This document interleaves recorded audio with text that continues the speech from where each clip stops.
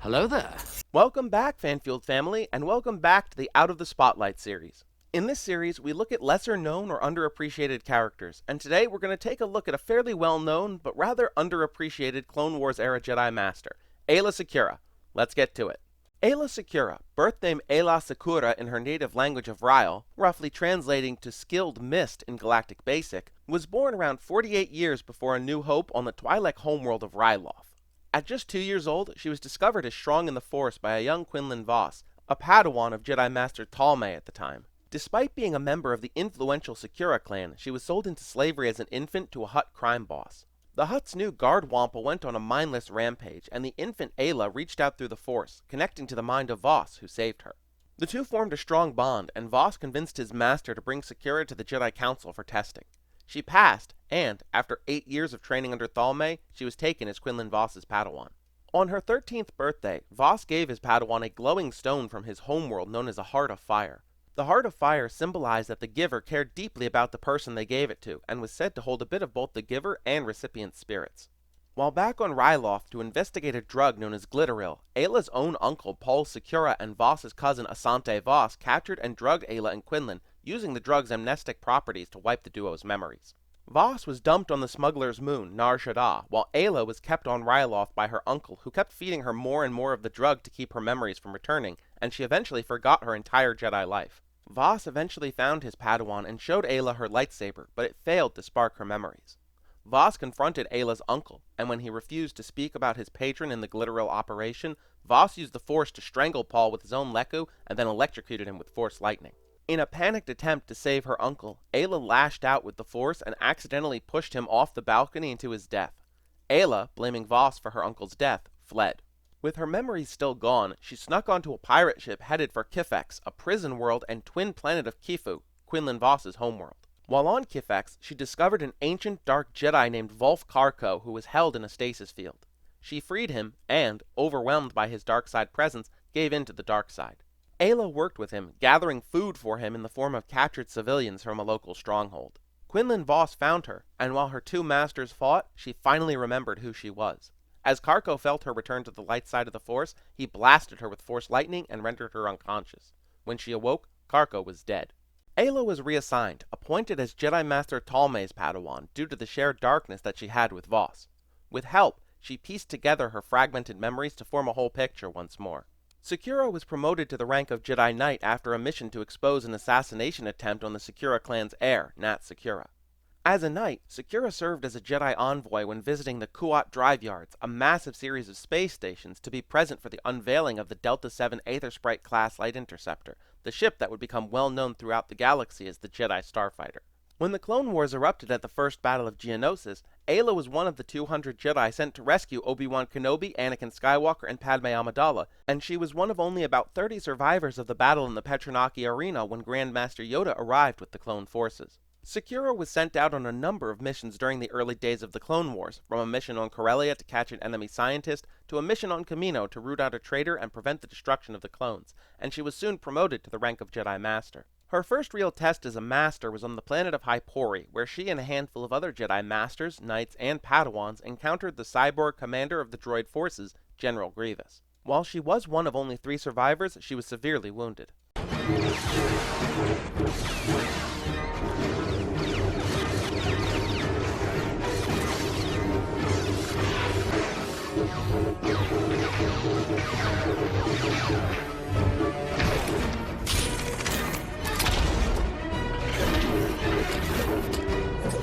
No! We must pursue! General, we can't. The survivors will die. We have no time. Aayla. Shakti.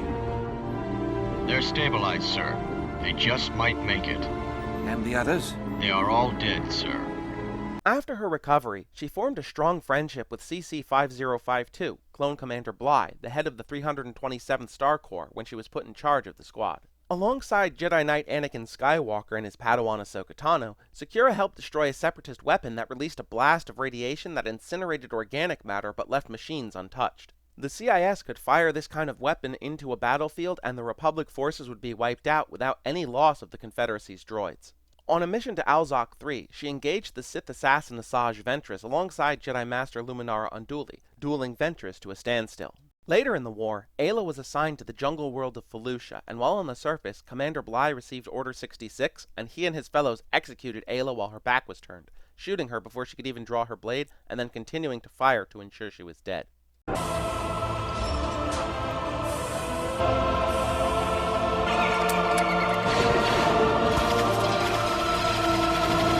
After her death, despite the newly formed Empire's propaganda trying to smear the Jedi, the people of many of the worlds that she had helped remembered her and revered her. In some cases, this reverence fused her with pre-existing goddess myths and historical figures. I'm reminded of a scene in Doctor Who where River Song tells the Doctor that all the people he's helped over his centuries of life still remember him and will do anything to help him. Those reports of the sunspots and the solar flares, they're wrong. There aren't any. It's not the sun. It's you. The sky's full of a million voices saying, yes, of course, we'll help. You've touched so many lives, saved so many people. Did you think when your time came, you'd really have to do more than just ask?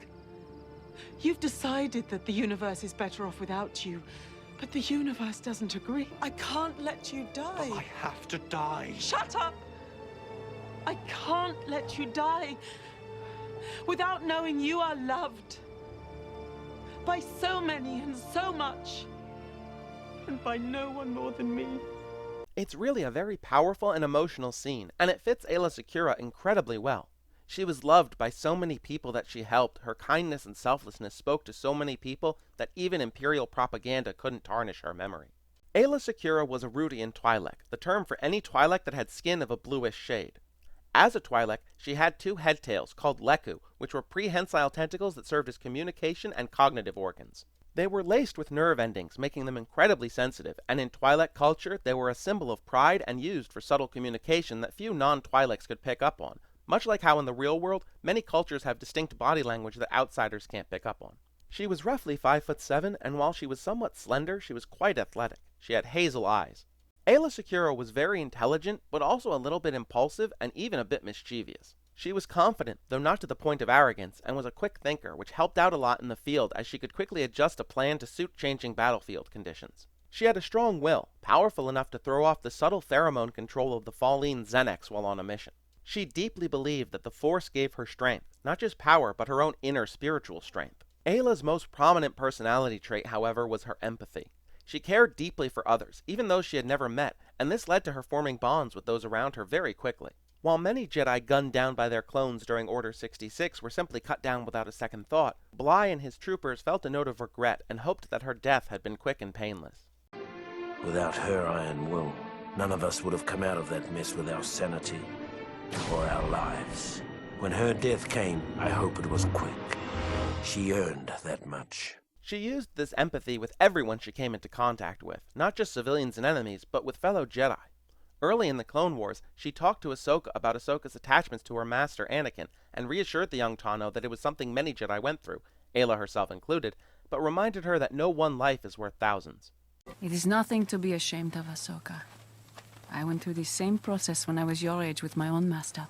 He was like a father to me. I realized that for the greater good, I had to let him go. Don't lose 1,000 lives just to save one. Aayla Secura was a skilled lightsaber duelist and a master of Form 4 Ataru. Her combat style really leaned into Ataru's strengths. She fused Ataru's acrobatics with her own athletics and quick, clever thinking to both outwit and outmaneuver foes. She had some skill with Form 5 Gem So, and occasionally carried a second lightsaber to use in Jar Kai. She was a Jedi Guardian, the kind of Jedi that focuses the majority of their energy on developing combat skills over anything else. She was also quite gifted in unarmed combat. With her saber, she was skilled in blaster deflection, to the point of being able to react and block a blaster fired at almost point-blank range.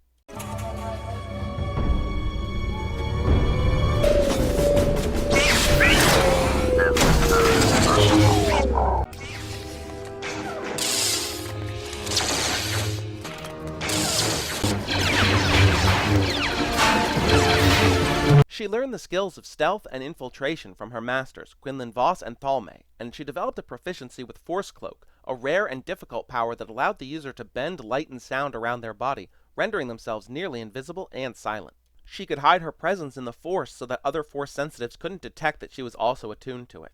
Her skill with Force telekinesis was also nothing to dismiss, as she could use push, pull, and jump to great effect, and she often used the ability to Force jump to augment her lightsaber combat.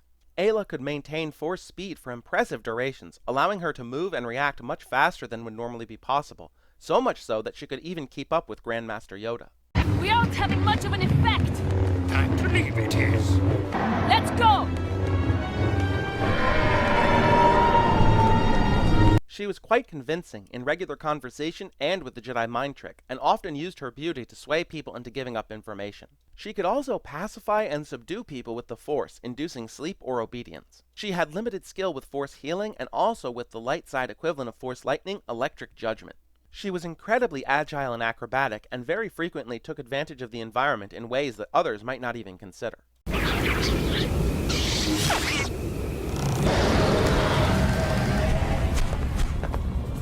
Aayla Secura used a reddish-pink bladed lightsaber during her time as Quinlan Voss's Padawan. When she was reassigned to Master Talmay, she switched to a blue lightsaber, fitting her role as a Jedi Guardian, and by the time of the Clone Wars, she possessed 2 lightsabers, one blue and one green, though she rarely used the second blade. In the 2005 game Battlefront 2, the cutscenes show her with one blue and one purple blade, and in the PlayStation Portable version of the game, she retains this purple blade in gameplay. Early in her Jedi career, she wore a fairly standard set of Jedi robes, but she eventually changed her attire to her iconic and considerably more revealing outfit, bearing her cleavage and midriff, but still form-fitting and functional, and she accentuated it with a bit of jewelry. I see a lot of people asking why she wore this instead of the usual Jedi robes. It really goes back to the origins of the Twi'lek species and their common perception in the galaxy. In Legends, the Twi'leks were created specifically as a slave species by the Rakata of the Infinite Empire, so the Rakata could experiment and attempt to restore their connection to the Force that they had lost. Tens of thousands of years later, Twi'lek females were often seen as incredibly beautiful, and thus many adopted the career of dancers, either willingly or when enslaved. These Twi'lek dancers were usually given very little in the way of clothing. We see Leia wear an outfit in this style when enslaved by Jabba the Hutt in Return of the Jedi, and it's an optionally acquirable armor in Knights of the Old Republic too. Aayla Secura wearing something very revealing was a way for her to not only comment on the sexy Twi'lek slave girl cultural stereotype, but to reclaim it. It also aided her in using her beauty as a tool of distraction and persuasion, and as it was so open, it served her well for mobility and heat regulation while on hot, humid planets like Felucia.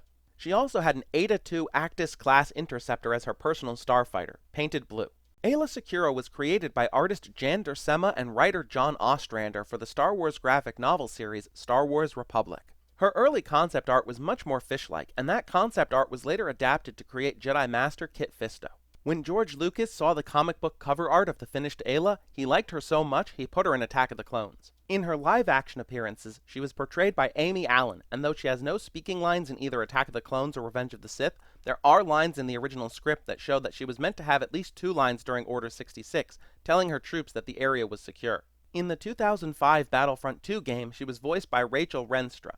In 2008's Clone Wars and in the ending of Episode 9, Rise of Skywalker, she was voiced by the prolific voice actress Jennifer Hale, who has an extensive background with voicing Star Wars characters, my favorite of which is Bastila Shan in Knights of the Old Republic. Maybe I'll do a video on Bastila someday.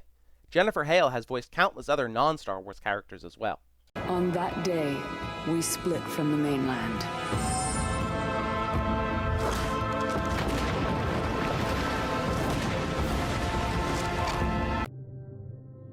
The Jedi do not believe in killing their prisoners.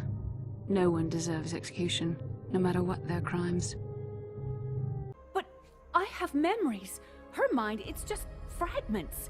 Your science could have been manipulated by someone with wicked intentions. Scott, tell them. Snake. I knew you'd come. You and I, neither of us can escape our fate. It's my way. Or, well, who am I kidding?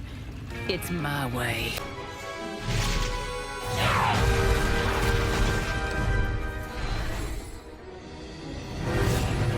You know, I rather enjoy teaching obedience. I'll have you rolling over in no time. Spot. God, it's good to see you. There's so much I need to explain, but we don't have much time. The artifact, is a gateway from hell.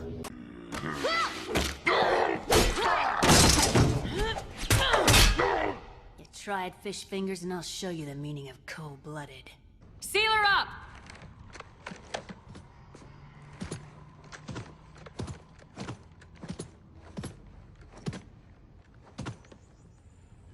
I thought you'd be taller. Dave Filoni, the director of Clone Wars, instructed Hale to voice Secura with a noticeable French accent to reference the French resistance fighters in World War II. And it's a great touch. It adds a lot of personality to the character. We are peacekeepers. We are Jedi from the Galactic Republic. Our ship crashed a few miles away and one of us is very badly injured. We need your help. Aayla Secura is a character that is pretty well known. Even if you don't know her by name, you can almost certainly recognize her at a glance.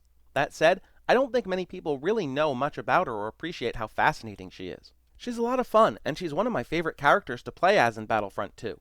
I've always been a fan of Jar Kai, and there aren't that many characters that you can do that with in Star Wars video games. What do you think about Aayla Secura? Do you like her? Did you know much about her before this video? Did I miss anything important? Let me know down in the comments, and while you're at it, feel free to suggest other topics for me to cover. Thank you so much for watching. Next time, we're going to cover a long overdue topic that a viewer requested a long time ago that sort of slipped through the cracks, but I'm going to make up for it next Friday. If you enjoyed this video, please, liking, commenting, and subscribing really helps out a lot.